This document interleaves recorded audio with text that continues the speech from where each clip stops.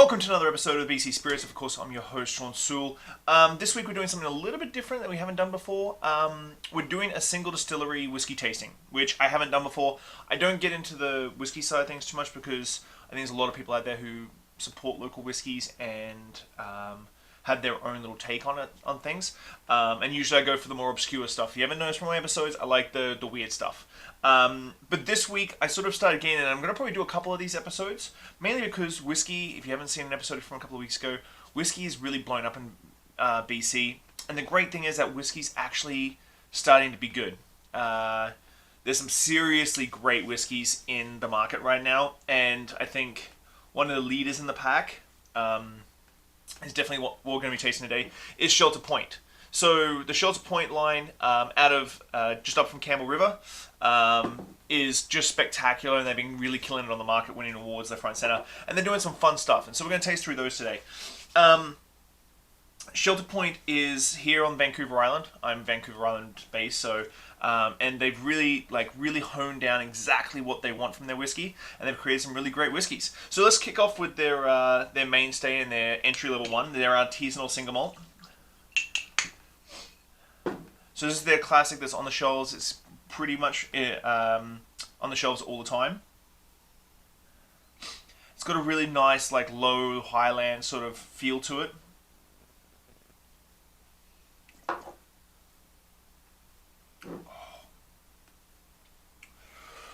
The great thing is that they're really chasing a terroir that is definitely Vancouver Island.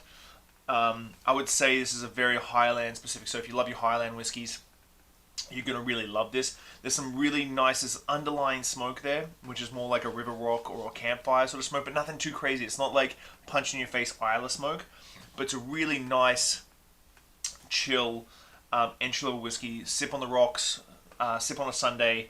My drinking versus thinking thing, if you've ever heard me talk about it, there's tons of people who drink without thinking, and there's tons of people who think without drinking. And so I try and find whiskeys that are both, that sort of fit into this sort of quaffing, geek out, chat to your buddies about over on a Sunday afternoon, and or something that's just super easy drinking. I'm not going to feel bad if I put a couple of ice cubes in it and watch Robot Chicken at 2 o'clock in the morning. So let's keep going. Next one up. This one won a bunch of awards last year, and it should definitely have won a bunch of awards. This is the Monfort District. This is actually with grains. They're farmers to a T. This is actually from grains that are grown on the Shelter Point property by the family, the Weaves. And when we really think about, we talk about craft spirits, and we talk about where all our ingredients come from, farmers, agricultural, that sort of stuff. When you really think about it, most of the grain that goes into Scotch whiskey is from France. And the terroir really comes from the position from fermentation and distillation onwards. Whereas this is an expression of terroir to such a degree that it's from the ground to the glass, grain to the glass, but it's really the ground to the glass because they actually grew it up in Oyster River or Campbell River sort of area, and you get a whole bunch of different flavors from this one, mainly because where it's grown. If you look on the back of the bottle, you can see the latitude where the distillery and where the farm is. This just takes up their classic entry-level one a couple of notches. A little bit more richer, which when you really start breaking down where your grain's coming from and that sort of thing, of course, terroir is going to really play into that. A little bit richer, a little bit deeper.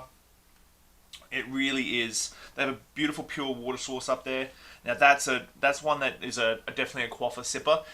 Super limited run, so make sure you keep your bottles, don't drink them too quickly. Next up, one of my favorites from them is the double cask, and I love wine finished whiskies. I'm not sure where it came from, but I just love that. I think it came from my love of sherry finish, and I started tasting some Pinot Noir finishes and some Californian cabs. This is actually Quail's Gate Pinot Noir finished barrels. You can tell straight away from the color that she's got some beautiful color from those barrels. And the beautiful thing is that I know that next couple of weeks we're going to be doing Okanagan Spirits, and they also use Quail's Gates barrels. And depending on how much they flush it out, depends on how much wine is left in the barrel, which is really cool. If you do a traditional flush out where you're trying to get them as clean as possible for transport, you can definitely takes that edge off how much wine flavor comes into it.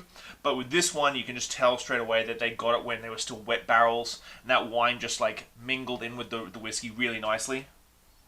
I think it's the nose that I love the most. It's this sort of soft, like stewed fruits, and I think it's just I love Pinot Noir to start with. We never even talk about wine on this show, so this is a whole different avenue for me. On the nose, the great thing is that tasting through these, you really start seeing the specific flavor profiles that are Shelter Point. And I think this is the great thing that they do up there, is that they're not chasing different whiskeys every single time. They're chasing something that represents Shelter Point to the T.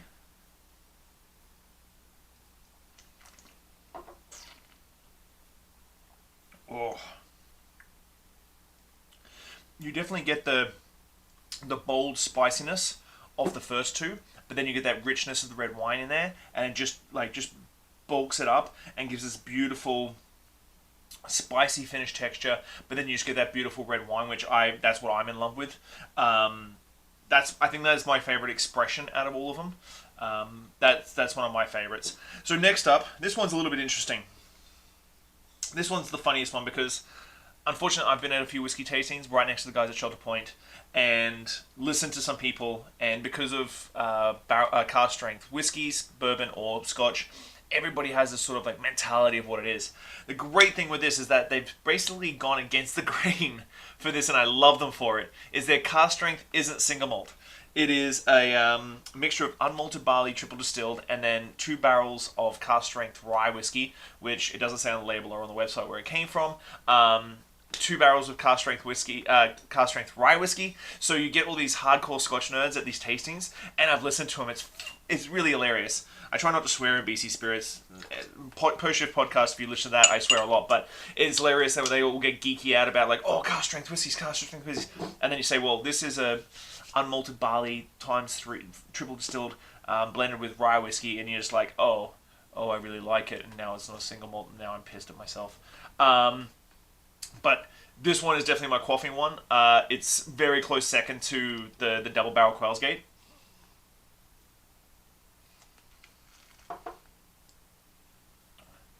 I love Canadian whiskey. When we do some more whiskey episodes, you'll see that very quickly. This is the epitome of like Shelter Point crossed with classic Canadian whiskey, all mixed into one. And they do a really great job at this one. It is cask strength all the way. What's the alcohol content on this little baby? 58.7. I absolutely love this one as a second place to the Quailsgate finished one. Next up, we have the interesting one, which is the Smoke Point. This just got released. The Smoke Point just got released. Now, I made an error in one of my last episodes where I said that they peated the malt. Unfortunately, don't peat the malt. What they actually do is actually age the whiskey in some Islay whiskey barrels. So just the smoke and peat from the barrel is enough to give it this enough of a smoke. Now, I don't drink a lot of smoky whiskeys. It's never been my forte. I can appreciate them. It's just not something I'm drawn to. I think I had a bad experience when I was a kid, like everybody says when they have bad experiences as a kid.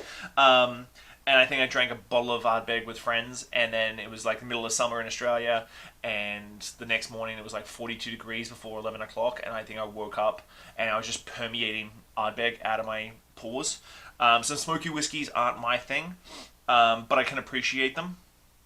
The great thing is that, and we'll talk about Odd Society's peated maple fairly shortly, or the smoked maple that they did recently. I've just got a bottle of that, which I'm really looking forward to tasting as well.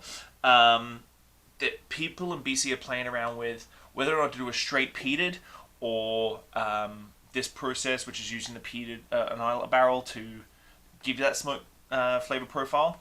Or I know Odd Society does something completely different, which I'll talk about in that episode. And I don't think anyone's doing what Odd Society is doing for their peated whiskies or their smoked whiskies, which is great. But I love the fact that they are trying new things to give this sort of like very BC profiled peat whiskey. On the nose, straight away you get iodine. You know it's where it's from in Islay. I'm not going to say which distillery it comes from because you'll nose it and you'll know straight away where it is. Band-Aids and iodine. I will just leave you with that. If you're a peat head, you'll know exactly where I'm talking about.